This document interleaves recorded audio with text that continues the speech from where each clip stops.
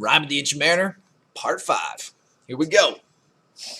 Oh, sleep, it is a gentle thing, if you do remember from the last part, that he was unable to sleep for 7 days and 7 nights. So he's also feeling that pain on top of everything else. So just like stacked upon stacked torture for this guy. Oh, sleep, it is a gentle thing, beloved from pole, to Mary Queen praise be given. She sent the gentle sleep from heaven that slid into my soul. Oh, that's great. I love sleep too. The silly buckets on the deck that had so long remained, I dreamt that they were filled with dew. And when I woke, it rained. Remember, he wasn't able to drink for well over those 8 days plus because they're not drinking before that either. My lips were wet, my throat was cold, my garments were dank. Sure, I had drunken in my dreams, and still my body drank.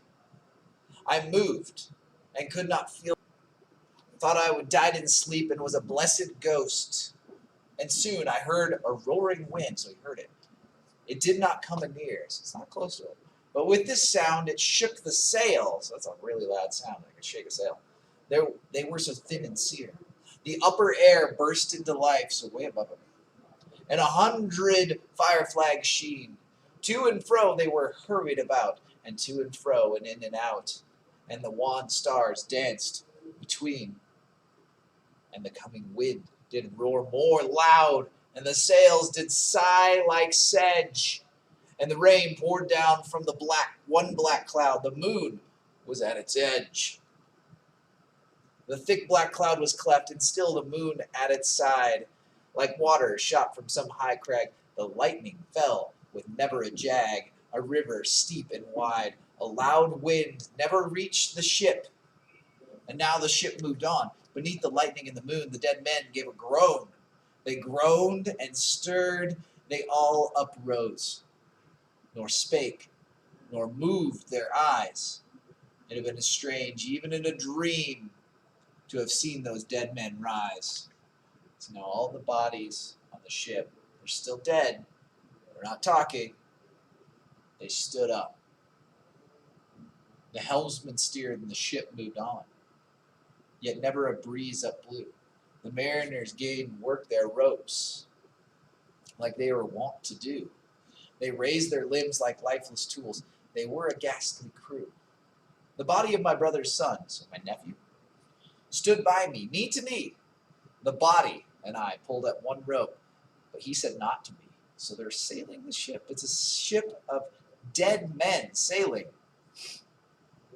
And then the wedding guest breaks in again. I fear thee, ancient mariner. Be calm, thou wedding guest.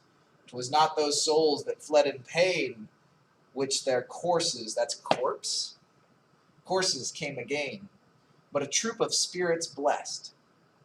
So he's saying that these bodies don't have their original souls. They have some sort of blessed spirits that have come and taken over these bodies to help them work the ship. For when it dawned, they dropped their arms and clustered round the mast. Sweet sounds rose slowly through their mouths and from their bodies passed. Around and round flew each sweet sound, and then darted to the sun. Slowly the sounds came back again, now mixed now, one by one. So, they only work at night, these dead bodies, and as soon as the sun starts to rise, they gather around the mast of the ship, all 200 of them. They look up to the top of the mast, they open their mouths, and out of their mouths comes the soul, and it makes a sound as it goes. And it goes round and round and round to the sun. And then the bodies fall back down.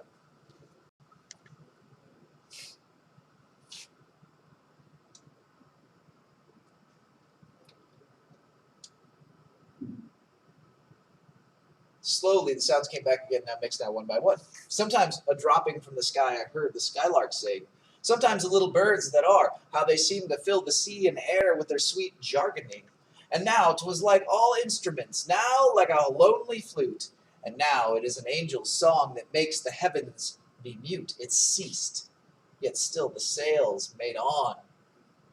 A pleasant noise till noon, a noise like of a hidden brook on the leafy months of June, that to the sleeping woods all night singeth a quiet time. Till noon we quietly sailed on, yet never a breeze did breathe. So they're sailing without a breeze until noon. Slowly and smoothly went the ship, moved onward from beneath. Under the keel, 9 fathom deep, from the land of mist and snow, the Spirit slid, and it was he that made the ship to go. The sails at noon left off in their tune, and the ship stood still also. The sun up above the mast, right up above the mast. Okay, we have to think a little harder about this part. So if the ship is not being moved by the wind, it has to be moved by something. So what he's saying is that the land of mist and snow, that Spirit is underneath that ship and makes it go. So I imagine it 9 fathom deep under the boat. It just kind of reaches up, grabs the ship, and starts moving it. And that's what's moving the ship until they reach a place at noon where the sun is right up above the mast. If you remember, this is exactly where they were at a part in part 1. So he's returning where he came from. This place is the equator again. It's the only place where, the mast at noon will be directly over your head. And then the boat stops. So, wonder why it stops. We're going to find out right now. So the sun, right up above the mast, had fixed her to the ocean, but in a minute she gained stir with a short, uneasy motion. Backwards and forwards, half her length, with a short, uneasy motion. Then, like a pawing horse, let go, and she made a sudden bound. It flung the blood into my head, and I fell down in a swound. So the boat just shakes abruptly, then takes off like a rocket, and it goes so fast that it makes him pass out.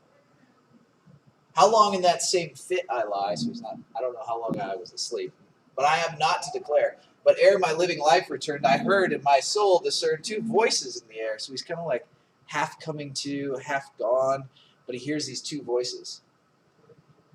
Is it he? Quoth one. Is this the man by him who died on cross? With his cruel bow he laid full low the harmless albatross. The Spirit who biddeth by himself in the land of mist and snow, he loved the bird that loved the man who shot him with his bow. The other was a softer voice, as soft as honeydew. Quoth he, the man hath penance done, and penance more will do. If you don't know the word penance, it becomes really important here. Penance is something you have to pay for a wrongdoing. If you did something wrong, you have to pay it back because you messed up. That is penance. It could be as simple as I'm sorry because I called you a bad name, I didn't mean it, or if you actually, robbed a store and you had to go to jail, that would be your penance. So it just depends upon what you did. But either way, it's penance. So the man hath penance done. So he's done some penance already, like all this torture they forced him through. But penance, more will do. So he's not actually broken the curse. The torture is not yet over. More to come in part 6.